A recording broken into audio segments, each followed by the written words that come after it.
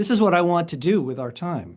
I want to talk about every album you've done one at a time, and I'm just going to pick one song from that album I'm going to start Oh, off. this could be tough. This could This be tough. should be fun. So I just want to give you, my 2 cents about each record, get a little word from you, and then a song and ask you about one of my favorite songs from that record. Are Okay, you up for the challenge? let's do it. Boom. Okay. I want to start with Swiss Army Knife, which you've mentioned, even though it's way, way late in the release thing in your catalog at this point. Because I think, I'm not sure about Magumbo Meat Pie, but I think Swiss Army Knife may contain the earliest recordings Yes, I was able to hear of you. That's got some of your demos and yeah. I was 15 to 17. Right. So for me, it was amazing how much of the original Mommyheads are in those early demos.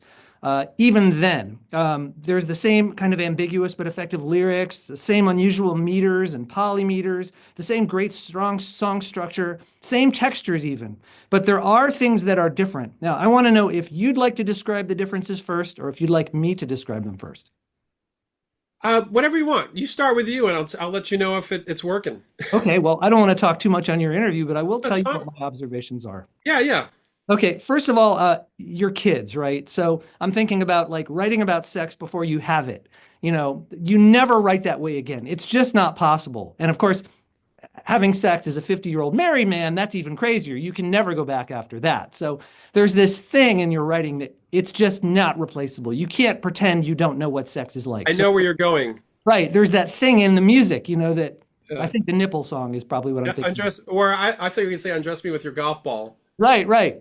It's just you think and you kind of talk about it and it's like you imagine and those songs are precious and they just can't be duplicated, right? That's true. They're in the moment, and you gotta love it.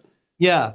The other thing is you're working from a smaller pool of influences. So you have a more focused sound in some regards, and it's still you, but the imitation is going to be closer to the bands that you know.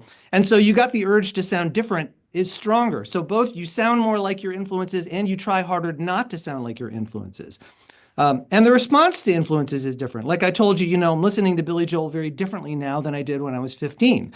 So you've got these influences, but the bounce off them is different. That was another thing I was thinking of. Yeah, totally. I was trying to just cut my influences. I just wasn't very good. Right. And that's the other part, right? You just don't have the tools or the expertise to sound exactly like you want to sound, right? Look, I had a King Crimson thing on the back of my jacket back then. I was listening to Adrian Belew's first couple of records incessantly as a 15-year-old or a 14-year-old. So I was kooky. And so he was a drummer playing rototoms, doing everything, making guitars sound crazy. I'm still obsessing over those records. And all that stuff was just trying to be Adrian Belew. Right. But to be Adrian Belew at 15 when you don't know anything, when the way you fail turns out to be better than the way you succeed, if you know what I mean. Like you fail and then you end up sounding like something completely new. Well, I was lucky because I was musical.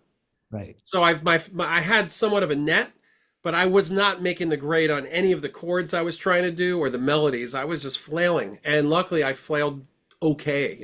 And I was passionate. Every time I rolled that cassette, it was all in. And as a 15-year-old, that's kind of weird, but it was fun.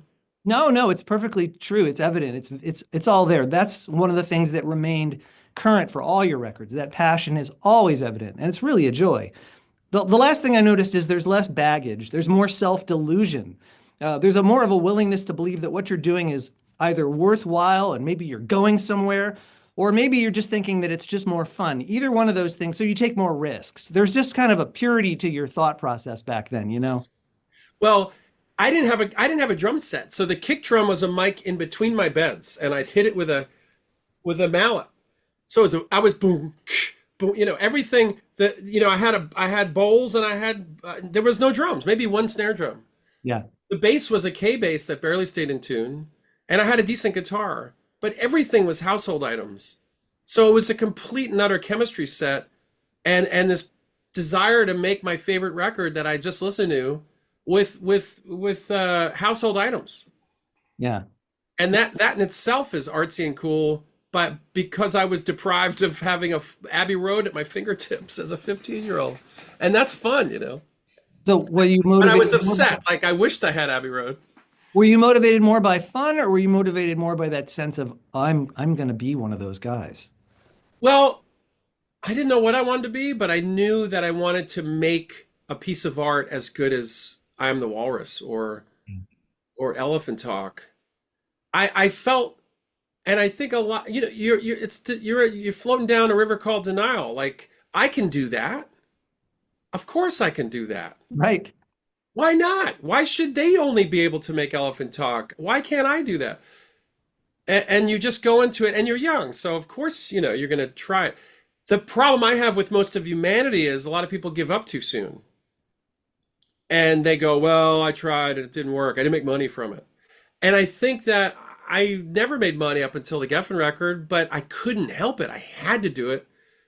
And why shouldn't I do it? So there's a lot of like living in a dream world, and I wouldn't even call it ego. It was just like nobody was saying no, and I wasn't going to say no.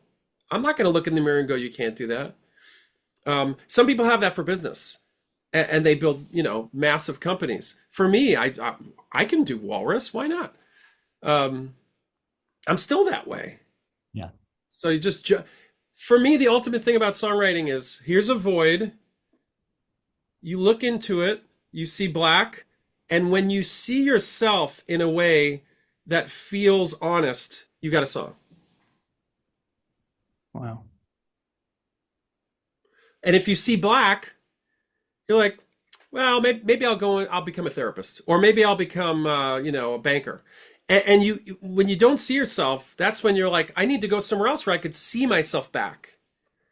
The problem is if you do a career you don't like, you look at that person and you see someone in a suit, and that's not me. That's not the narrative I thought I'd be, Sometimes you have two pools. So my career I'm okay with. I look in, I might have a different outfit. I'm okay with it. And then my songwriting life and my music life, I do see my honest self.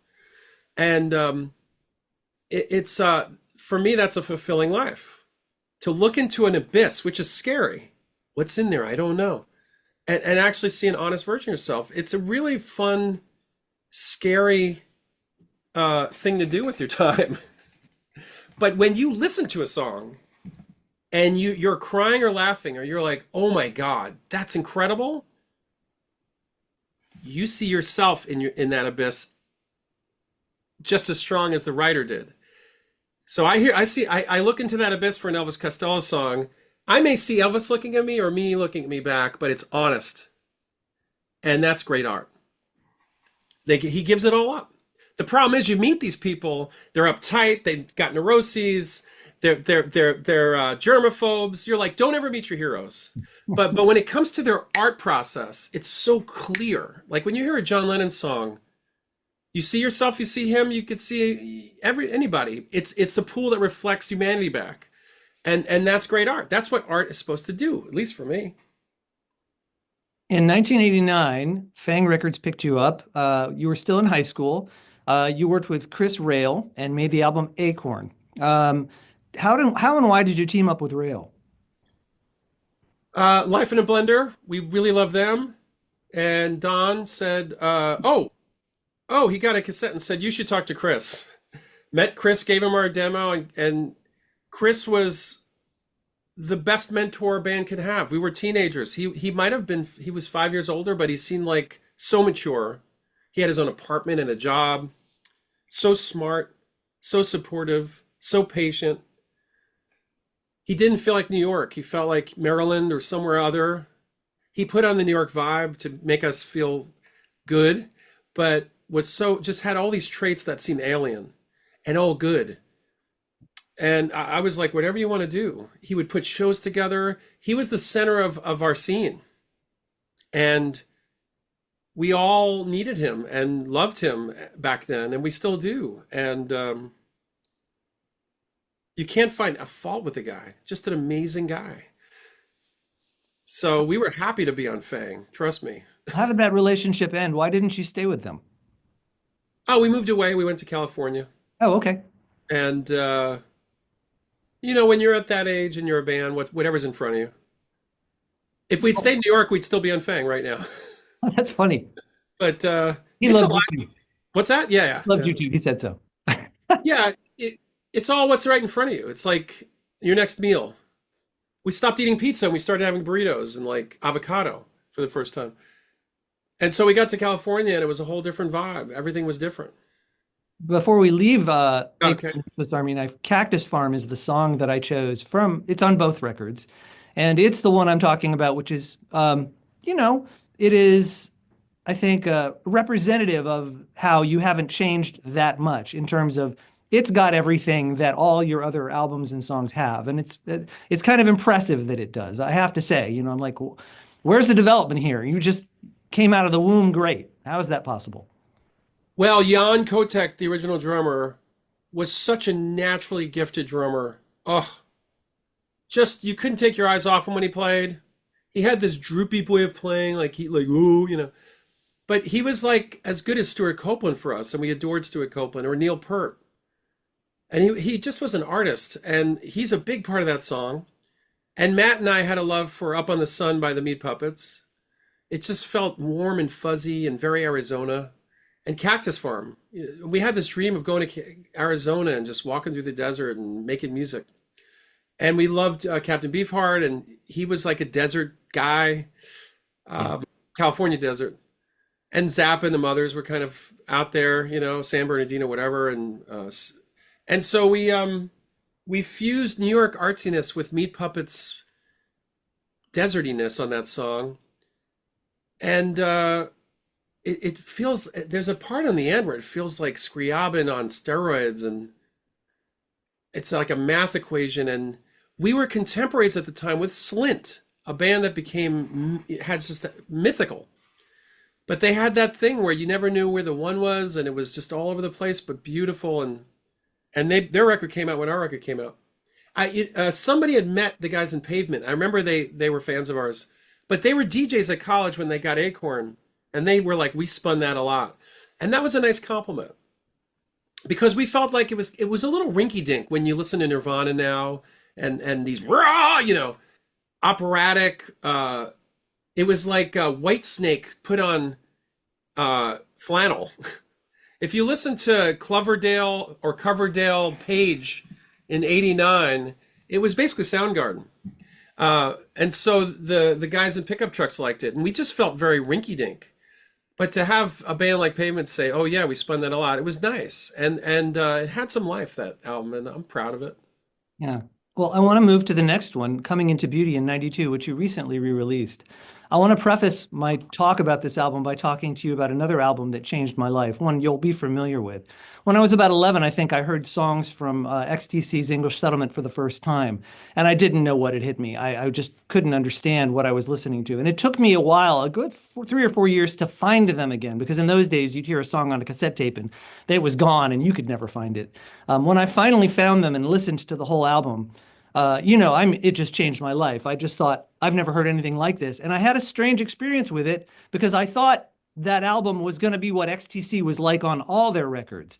And it was a strange experience to come to find out that, XTC was great on all their records, but they never sounded like that again. And not only is that XTC album not like any of the other albums, it's not like any other album anywhere. It's special. It's the band where you take all the things that are annoying about them and bring it down, and all the things that are great about them and push it up. It's out of this world. So I had the same response when I heard Coming Into Beauty. Now, Wow. I love all the albums that you've done. Yeah. I don't want to disparage any of them by saying this one is just stellar. But for me, there's something about Coming Into Beauty that has that same, it's like, this is a little different. It's not like anything you've ever heard. It captures something really beautiful. And I want you to talk about that. Well, English Settlement's probably my top 3 records of all time. That and Drums and Wires I love equally, but completely different reasons. English Settlement feels like wisdom and youth, empathy, political awareness, world awareness, laughing, crying, sense of humor, And balance. and seriousness. Yeah. It's such a delicate, well-balanced experience to listen to that record. I adore the record. And what we didn't have was the manner. Steve Lillywhite, you pat him, Right. which made that record sound gorgeous. I've listened to that record so many times, I never get tired of it. What's similar maybe is a lot of acoustic guitar. They went from electric to an acoustic. They added the 12 string. These subtle things changed it. It became very pastoral. They did it at the Manor. You could feel the walls. It feels ancient. It's got the cover of Outside Swindon, of that artifact. You can hear the grass outside. It's spring. Yeah. It's not a winter record. And it's a band record. Andy Partridge doesn't dominate. He just is as strong as he always is. He doesn't dominate, and the bass is proud. Oh, also, there's a fretless bass. Yeah. That's huge. And a different group of Beauty guys. for me Four is instead of three. Yeah. what's that? There's a different group of guys. It's four instead of three. Doesn't have. Yeah. Terry Chambers is masterful. It's so simple. The parts are beautiful. Dave Gregory is a genius. For me, Coming into Beauty is just us. We were very free about it and determined. And lyrically and songwriting, there is a delicateness, but it's nowhere near the depth of sound that record is. But it is us not being fearful. We're fearless. I mean, there's a lot of parallels, and we'll never do that again. Everything now, I think, is a little more macho and a little more full and wise. I'm an adult. Listen to me when I speak. I have spoken. And that is very delicate. It's filled. It's a pastry filled with air, and not too heavy. There's barely anything there. But what is there is flaky and enticing and delicate. And irreparable. It's transcendent, and it just doesn't sound like anything. That's true. That's true. It's very original. You're a band that sounds a lot like other bands in a good way. I mean, you do a lot of very good summoning of other bands in your music. And we'll talk about that in some of the later albums. But in this one, no, it's simply, there's no words to describe it except this is Mommyhead. Wow. What is this? Yeah. And we were 20, 19, 18, 19, 20. It's interesting. You're right. Now we'll have one or two tracks on a record that feels like us. And we get there by accident. And it's like, oh, that was a full record of us without any ability to fake us. Now it's like, oh, let's try that Genesis vibe, or let's try, and we're a little more seasoned, and it's easier to have licks that sound like. So I totally understand. It is probably one of the most original records you could find because it's just wackadoodle, and that's great. So I know what you mean. On an original scale, it's a 10. But there are things that annoy me, like everything's mono or the drums are over there. Like we tried so many things. So as an engineer brain, as an audiophile brain, there's a lot of things that make me insane. But I respect your opinion and appreciate it. And yes, English Settlement is phenomenal. So Like a Brick is the song I chose from Coming into Beauty. Yeah, that's just a tight pop song. We were all in the room, done it once, all in a great mood, and there it is. That's it. Yeah. Okay. Yeah. Let's move on then to Flying Suit, which is on Dromedary Records. And the song I chose from Flying Suit was Annabelle Ann, because it's the only country song I think you ever wrote that is on a record. Yeah. For me, it was really camper country, which is college country. And it's just a nice ditty. And again, I think we played that together. Uh-huh. And not a lot of mixing, not a lot of tricks. And I love that song. I never think about it. The title is kind of odd, of course, because Annabelle Ann, it's like Ann twice. But I did a little research. Are you aware there's a Gene Vincent song called Anna Annabelle? I love that, but maybe I love Gene Vincent growing up, so maybe I saw it and did a weird Rorschach on it. Yeah. I reversed it. Yeah. Okay. Well, let's move on to Bingham's Hole, which is a bigger record in terms of your catalog. This is the one that got you to Geffen. Yeah. You're really starting to sound like the Mommyheads on this record. It's starting to gel, and you're starting to sound like the band we're going to hear for the rest of your lives, up to now anyway. What accounts for that transition where you really start to gel into the Mommyheads that we know? Well, we learned how to play together. And you see this with all bands. They learn how to play together. Everybody's part matters to the next person's part. And the pistons can't all, if they all fire at once, the engine explodes. So they have to do this pumping thing. And we learned how to pump and get that engine across the country and back and played lots of shows. And it was fun. We used to practice like two or three times a week.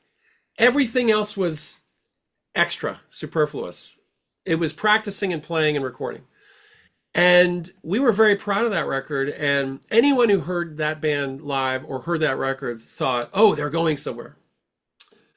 And it was fun. And for a lot of people, that's their favorite Mommyhead record. Not a lot of stuff. We didn't do a lot to that. Again, playing in a room together. Peter Kadish produced it. It was his first production. He went on to become indie rock's best producer. All the national records, all the Interpol records, Frightened Rabbit, Sting. He's done a ton of stuff. That was his first record. And we knew he was amazing. We would beat him up incessantly. We were the four-headed monster. One would leave and go to sleep, and next one would pop up and go, "You ready for the keyboards?" And he just went round the clock. So that was fun. The song that I'm going to mention is one of my favorite of your songs, and it really touches me, and it's Need More Pennsylvania. A lot of people agree. That is could be on Coming Into Beauty, Acorn, or could be Now. We've played that in every set since the song was written. It's in every set. It has something churning about it, that there's something about it that just says us. It's meditative. The lyrics show complete empathy and sympathy. It gives you a story. It doesn't cloud. It's simple. It's complicated. And heartbreaking. And heartbreaking. The kick is never on the one, really. It's so Dan. The kick is like, dum, oh, oh. There is no one. It's such an interesting song. And then it has this Elton John chorus that just has all the descending notes. It could be Rocket Man. And then the big ending. So for us, that might be the quintessential Mommyhead song. Yeah, I think so. And the moment where you go, he did. Yeah. I mean, there's something about that. There's an Elvis Costello-y kind of, I feel for you and also I'm making fun of you thing. It's kind of like you're drunk and I'm listening to you type thing. It's when you're listening to someone talk and you're thinking, what the hell are they saying? Or it's the chorus where the character says something and the chorus goes, that's correct, Right. But I wanted a chorus, but it was just me because we didn't have enough money. And that makes it very us, right? Just to have a hot falsetto as the other guy, or your other voice in your head. Yeah, interesting. The band history can be divided into pre-Geffen, Geffen, and post-Geffen. Yeah. We've arrived at Geffen. Now, I don't want to, go too far into things you've talked at length about, but Yeah. hopefully maybe we can dig a little deeper into the Geffen record and maybe unearth some things that you haven't talked about before.